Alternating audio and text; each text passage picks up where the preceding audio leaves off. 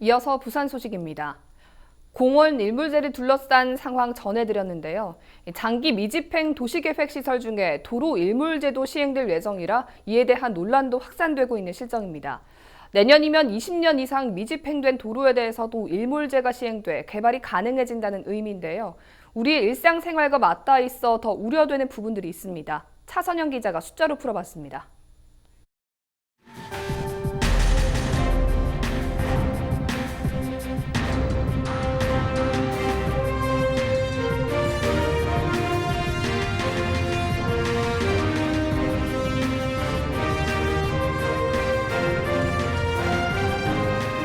오늘의 숫자는 20. 20년 이상 장기 미집행된 이 도시계획시설이 자동적으로 효력이 사라지는 일몰제, 2020년 7월 1일이면 시행됩니다. 도시계획시설로 지정되어 있는 이 공원을 비롯해 도로와 학교, 수도, 녹지, 이 운동장, 체육시설, 자동차 정류장 등이 모두 포함됩니다. 도시계획시설로 지정된 사유지의 경우 지금까지 개발이 불가능했지만 내년이면 이 토지 소유자의 개발이 가능해진다는 의미입니다. 오늘 숫자로 보는 뉴스에선 우리의 일상과 맞닿아 있는 도로 일몰제 현황과 과제를 짚어봅니다. 현재 부산 16개 구군의 장기 미집행 도로시설은 2,300여 개, 면적만 하더라도 681만여 제곱미터, 축구장 960여 개 규모입니다. 매입비는 4조 4,100억 원으로 추산됩니다. 부산시는 도로폭 20m 이상 되는 중요 도로 10개소만 우선적으로 존치한다는 계획을 세웠고 여기에도 당장 3,306억 원의 재원이 필요한 상황입니다. 재원은 이 지방채와 토지은행을 통해 확보하겠다고 밝혔는데 이자만 수십억 원에 이를 것으로 보입니다. 이외에 매입하지 못하는 도로는 지금부터 1년 후엔 규제가 풀려 곧바로 개발이 가능해집니다. 문제는 이 규제가 풀린 도로의 상업시설이나 아파트 건축이 추진된다면 기존에 조성된 도로와의 단절 문제 등 도심의 혼란도 걱정스럽습니다.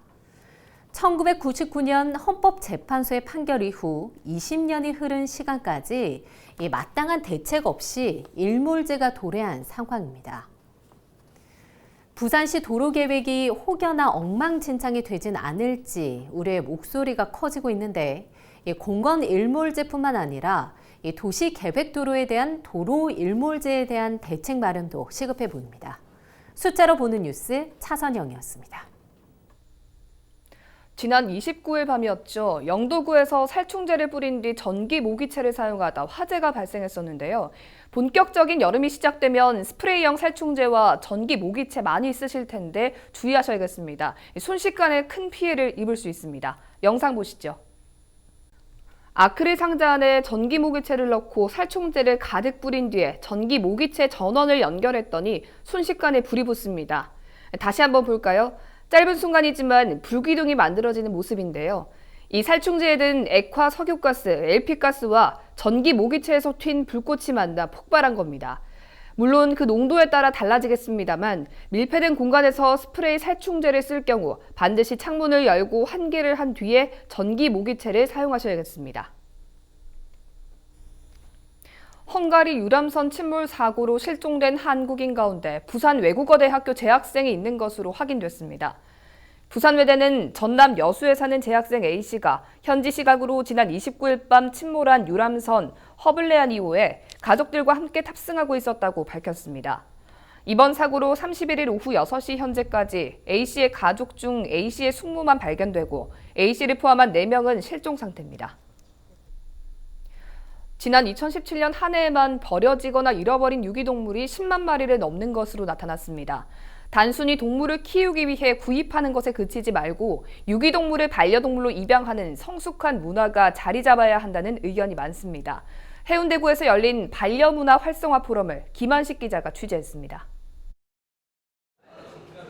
넓고 쾌적한 공간에서 반려견들이 자유롭게 뛰어다닙니다. 동물 인큐베이터에서는 젖도 떼지 못한 고양이들이 보호를 받고 있습니다. 애견 호텔급 시설을 갖춘 유기동물 입양센터가 31일 해운대구 성종동에 문을 열었습니다. 센터의 동물들은 모두 동물보호소에서 데려온 것들입니다. 보호소에 들어온 지 열흘이 지나면 보통 안락사 대상이 되지만 이곳 센터에 들어온 유기동물들의 최종 목적지는 동물을 사랑하는 사람들 곁입니다. 노킬이라고 하는 절대로 우리 해운대에 들어오는 유기동물은 이 안락사를 시키지 않겠다라는 전제하에 지난 2017년 한 해 전국적으로 발생한 유기동물은 10만여 마리. 이 가운데 절반가량은 주인이나 입양자를 만나지 못해 안락사 당했습니다. 매년 되풀이되는 안타까운 현실을 고민하고 성숙한 유기동물 입양 문화 조성을 위한 포럼이 31일 해운대구 유기동물 입양센터에서 열렸습니다. 포럼 출연자들은 현재 시행 중인 유기동물 보호 대책이 소중한 생명을 보호하기에는 한계가 있다는 점에 공감했습니다. 특히 유기동물 보호도 중요하지만 먼저 발생하지 않게 하는 것이 중요한데 반려동물을 가족의 일원으로 받아들일 때는 즉흥적인 감정은 금물이라고 충고합니다. 교육을 받고 키워야 되는데 아직 그런 키우는 것만 생각하지 강아지 관리에 대한 그런 부분들은 아직 사람들이 다 소홀하다 보니까 경제적 여건도 고려를 하고 키워야 되지 않나 생각합니다. 전문가들은 동물들도 고통과 슬픔 등의 감정을 느끼고 특히 버려지거나 주인과 헤어질 때 정신적인 트라우마가 남는 등 인간이 느끼는 감정과 동일하다고 말합니다. 이 때문에 반려동물을 키울 때는 사람의 감정으로 대하고 끝까지 책임을 지는 자세가 필요합니다.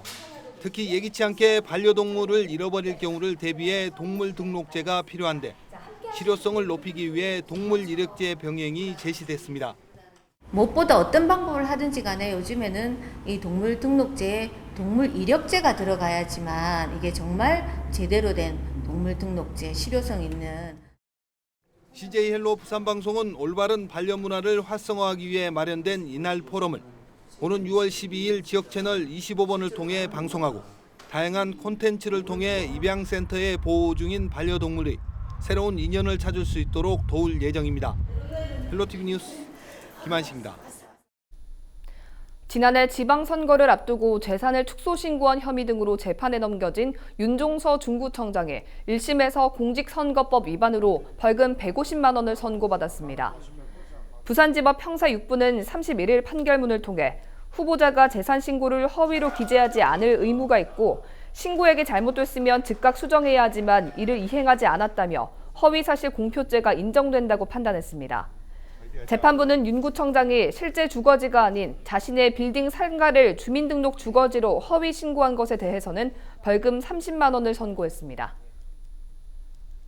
부산대 학교 여자기숙사에 침입해 여학생을 성폭행하려 하고 폭력을 행사한 20대 남성에게 법원이 집행유예를 선고했습니다. 부산지법 형사 6부는 성폭력범죄의 처벌 등에 관한 특례법 위반 혐의로 기소된 26살 A씨에 대한 1심 선고 공판에서 만취해 기억이 끊긴 상태에서 범행을 저질렀다는 피고인 심신미약 주장을 받아들여 징역 3년에 집행유예 4년을 판결했습니다. A씨는 지난해 12월 16일 새벽 술에 취해 부산대 여성 전용 기숙사에 몰래 들어가 여학생을 성폭행하려 한 혐의로 구속 기소됐습니다. 지난 30일 저녁 8시쯤 수영구의 한 도로를 운행 중이던 시내버스에서 연기가 나 승객 10여 명이 긴급 대피했습니다. 시내버스 운전기사 A씨는 버스가 수영구 한서병원 앞을 지나던 중 엔진 쪽에서 연기가 나자 갓길에 버스를 세우고 손님들을 대피시켰습니다. 경찰은 엔진 부위 클러치판이 과열돼 연기가 난 것으로 보고 정확한 원인을 조사 중입니다.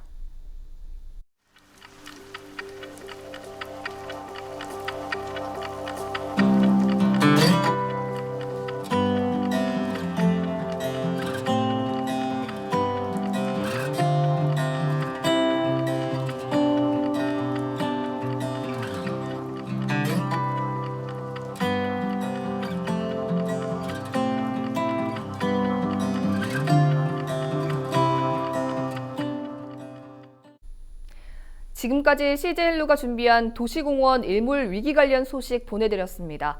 지역사회가 고민하는 일이라면 지역 채널이 언제나 함께하겠습니다. 고맙습니다.